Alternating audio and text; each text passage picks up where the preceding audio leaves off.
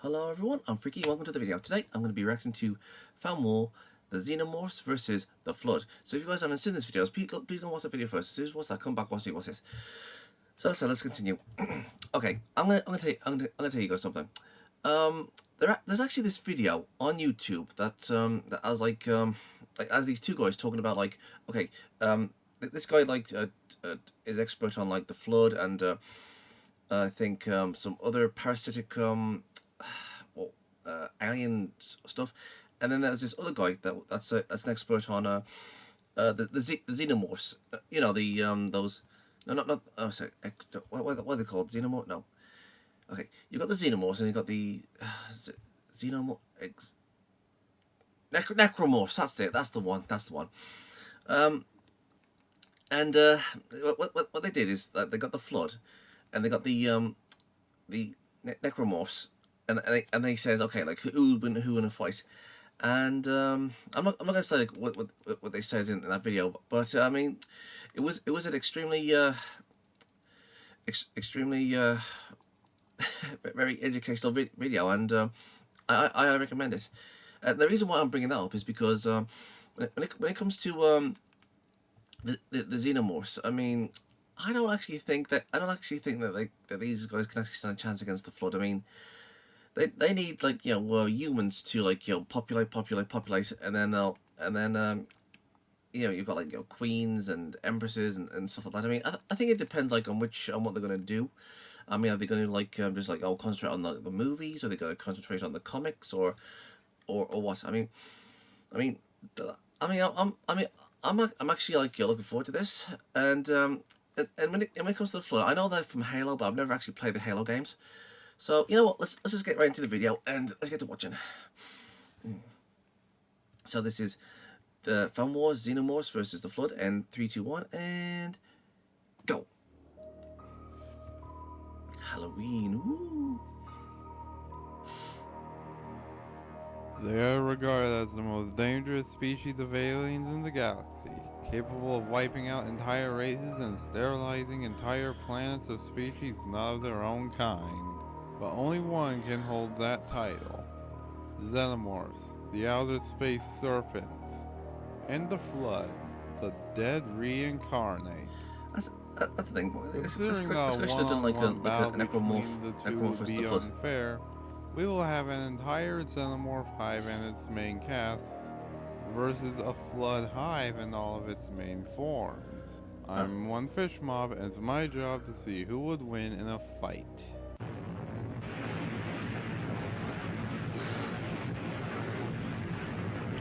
Alright, here we go.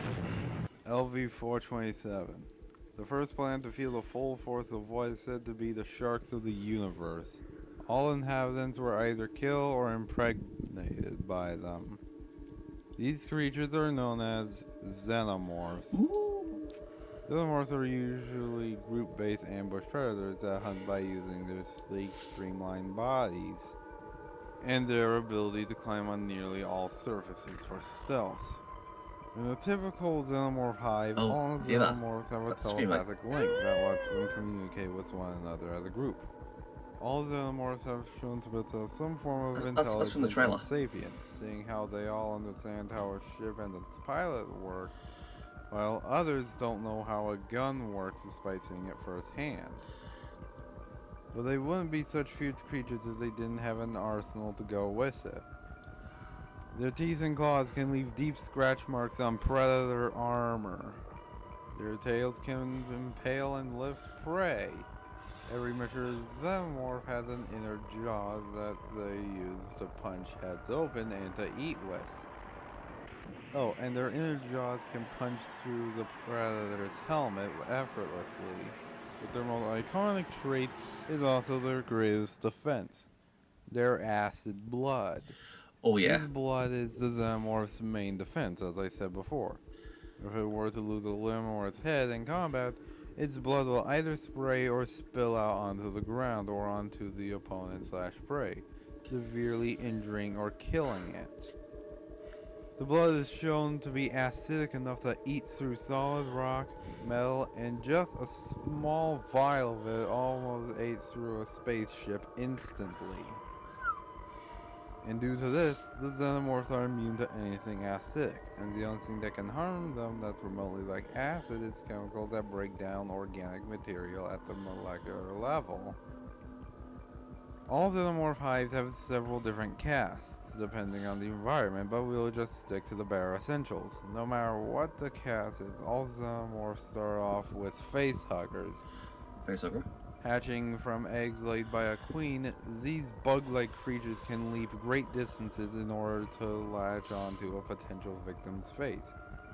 And if there is something in the way, the facehugger excretes acid to melt through the obstacle. You know what I find weird about these things? They will then implant embryos into its victim, I mean, and they then come it from will the die egg, shortly and afterwards. then they plant the seed The aside next of stage somebody. in the Xenomorph life cycle I is mean, the chest burst. those like spider things like have a life of They their are the own, or are they like the resulting xenomorph, offspring of a and so they facehugger can that lashes onto its consist victim. in the The chest burster will eventually burst out of the victim's chest into a larval state. All chest bursters are sneaky like snakes and highly aggressive. Definitely the most iconic type of xenomorph are the drones. Drones are the very first discovered xenomorph caste, and is the most common type seen in media. They spit cysts of their own acidic blood at their enemies, but they mainly collect victims for impregnation. The warrior caste is the one of the more dangerous castes of xenomorphs. Even though they mostly appear in video games, they are the primary assault caste. Their acidic blood is pressurized, so any damage or blunt force trauma will cause the bloodstream to burst apart, drenching nearby enemies with the corrosive body fluid. All xenomorphs are led by a queen. Being the alpha xenomorph, it is the largest caste of any xenomorph hive in the official canon. The queen has greater intelligence over her subjects. This is due to her having a superior ability to relate cause and effect. Her main role is to reproduce through her ovipositor. There, she lays eggs with it, but she is able to detach from the ovipositor in an emergency. The aliens have proven many times that anyone who takes them lightly will most likely become chow for the hive. They are able to go toe-to-toe with and defeat predators, has destroyed entire ship crews in short periods of time, can dodge bullets at gunpoint, has infested entire civilizations, and the queen once survived a point-blank nuclear explosion under the Antarctic ice that buried her under collapsed ice. And she dug her way out unscathed. But all xenomorphs share common weaknesses. Fire and explosives are the most effective way of ensuring their death. They can be dismembered even though it's deadly to the person or creature doing it, and normal weaponry can cause lethal harm depending on where it hits. But hey, you'll have to find it first before you get the first hit. The Flood. That's a funny name for a space alien. Millennia ago, as the Forerunner Precursor War drew to a close, the few remaining precursors that were pushed out beyond the edges of the galaxy to pass Cassona sought vengeance against the Forerunners. Few precursors were spared by the Forerunners, while others became a dust which could regenerate into their past forms. Over time, this dust became so corrupted that it could only cause horrific disease and mutation. The precursors, driven insane by the rebellion of their creations, embraced this corruption and became part of it, becoming what is now known as the Flood. The Flood quickly destroyed the Forerunners, and as a final act of vengeance against them, they sent several ships containing this powder to Forerunner-controlled planets. The Flood are highly virulent parasitic organisms driven by a desire to infect any sentient life they encounter. The way the Flood works closely resembles a utopian socialist ideal, as there is no wealth, no poverty, no want, no crime, and no disease. Every individual works for the advancement of the Flood as a whole. Even though So they they're a aren't mind wipe. the greatest threat, they are widely considered to be the Do they vote? greatest Do threat they to the vote whole Democrat? existence of life in the Milky Way, thus far. Any and all flood hives contain the most basic of flood forms. Flood spores. These spores are crucial in the formation of flood hives. These spores are also used as methods of suffocating future hosts and clearing the area of uninfected hostiles. It can clog air filtration systems to make it easier to infect hosts, and if a spore lands in an area that can support it, it will form a flood growth pod. If the area does not have enough biomass, the spore will spread over floors and walls until it covers as much as it can to help support the growth pod. It is possible if a non-infected host inhales or becomes covered with these spores, then the host may become infected through isogenic replication, or the body will be dissolved into the necessary nutrients demanded to create the various forms needed at the time. But the most effective way of infecting hosts is with flood supercells.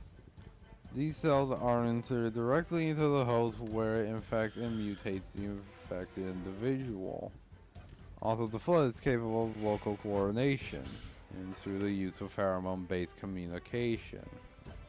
Every flood has a cast of wide abilities.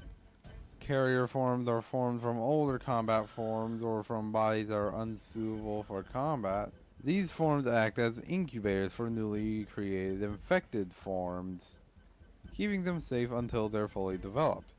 Once the infection forms are ready, the carrier simply explodes spontaneously, sending the new infection forms flying into the air. It was the carrier dying in the process. Infection forms are the result of an exploding carrier. The infection form burrows into the victim's chest and attacks the nervous system. It does this with the help of small tentacles used for penetrating the skin of a victim's body. And to boot, any foe without shielding/protection will be prone to instant death or infection. The infection form overwrites the host's DNA, which causes rapid mutation. If an infection form infects the host, it will become a standard combat form. These forms typically lunges at opponents and whips them with large appendages growing out of its hand. These forms will sometimes carry a weapon held previously by the infected host, but their main role is to search for potential hosts or accumulate enough to create a central grave mind. But that's not the only combat form. Sangheli, or elite combat forms, are far more agile and resilient and is capable of utilizing its host's armor abilities, such as active camouflage and energy shields, to assist them in combat. But when flood spores end up mutating past the expected peak, it can become many pure forms, which essentially transform the host into a pure incarnation of the flood. And the largest pure form is the flood tank.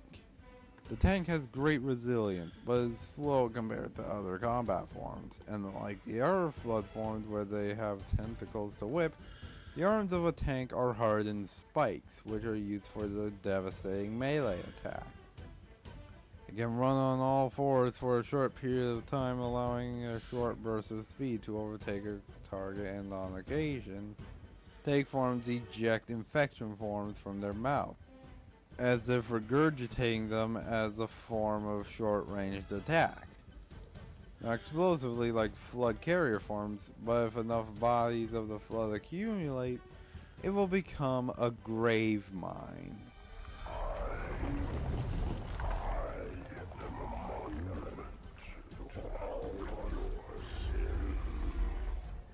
A near omniscient creature with complete control over all flood forms. It's a mix of flood supercells and the complex neurosystem of hundreds or thousands of sentients. This assimilated intelligence and memories of consumed hosts become part of a collective consciousness of the grave mind. And due to it having complete control, it's capable of strategic thinking and commanding individual flood forms in an organized manner. The flood has proven itself as a dangerous foe to any. is extremely adaptable, widely considered to be the greatest threat to the whole existence of life, infested entire galaxies, and fought in many wars. But due to it being a hive mind, they hold many weaknesses. Without a grave mind, the flood forms lack the ability to coordinate their efforts during its feral stage. The flood is only capable of local coordination through use of pheromone-based communication, and usually attacks with only the one arm that has the tentacles or spikes on it. Still, you have to hope they don't infect you first if you go to fight them.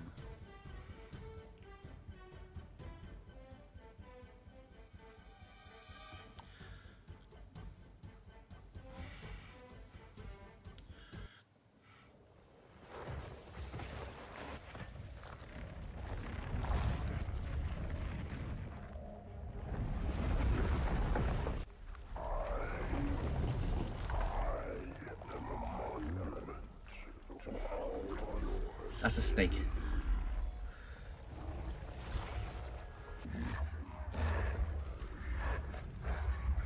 This one is machine and nerve, and has its mind concluded. This one is but flesh and faith, and is the more deluded. This one's contentment, and this one's great journey are the same. And I have listened through rock and metal and time. Now I shall talk, and you shall listen. Alright, here we go. Fight.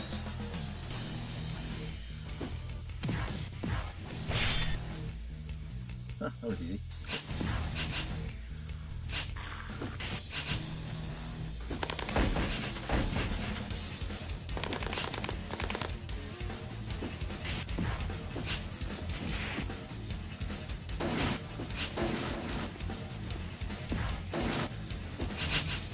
So it's an alien flood.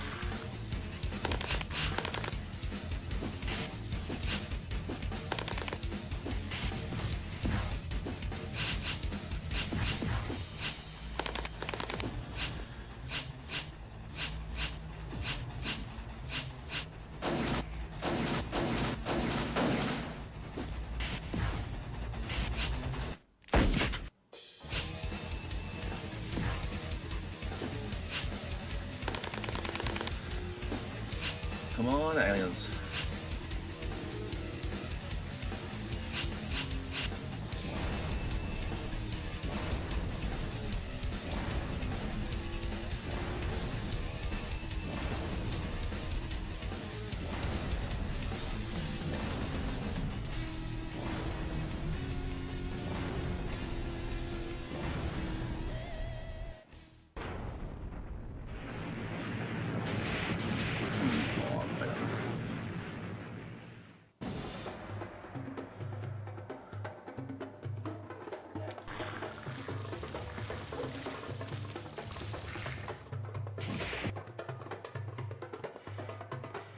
Holy crap baskets.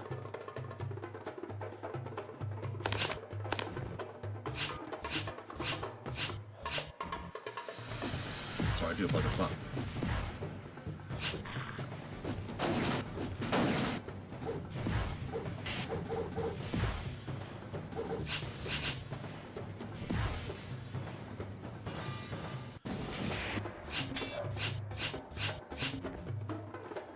That's the queen.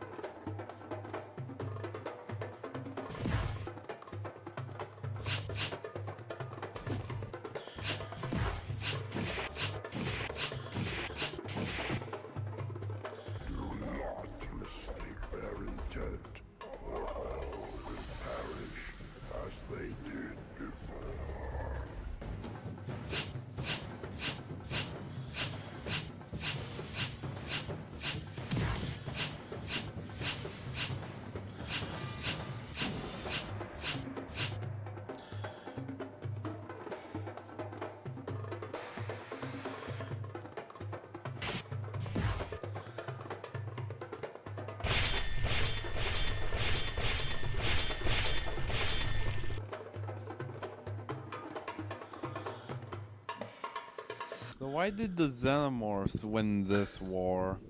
Well, both the Flood and Xenomorph cast could easily counter the other.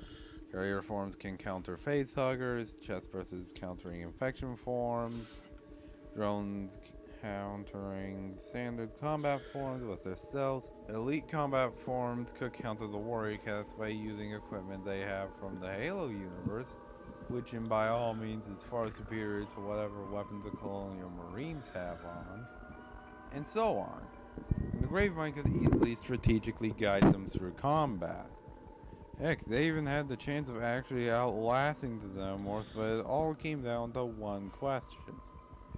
Can the Flood counteract or get past the Xenomorph's acid blood? The answer? No. The Flood infection form only infects creatures from the Halo universe, and because of this, it nullifies one of the Flood's most important factions, being able to infect them, which relies on burrowing into victims. The same can be said with any other Flood form. They had to get up close and personal with the Xenomorph themselves. And whenever they got past the armor, the acidic blood easily damaged, injured, or killed them.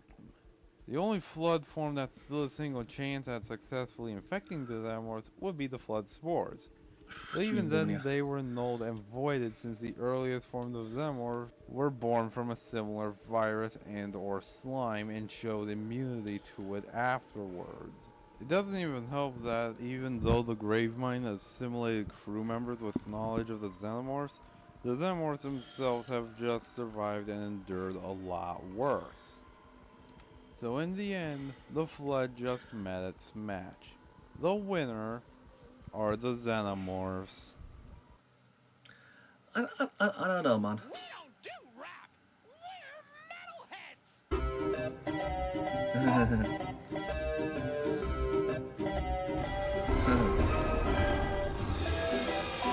Oh, Bebop Rocksteady versus Grunder and Scratch, I guess.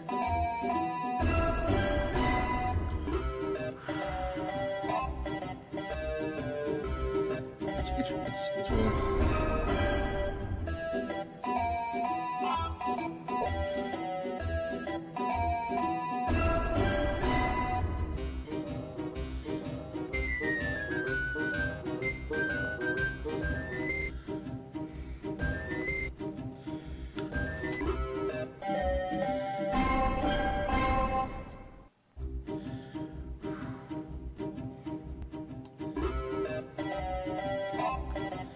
It's almost over.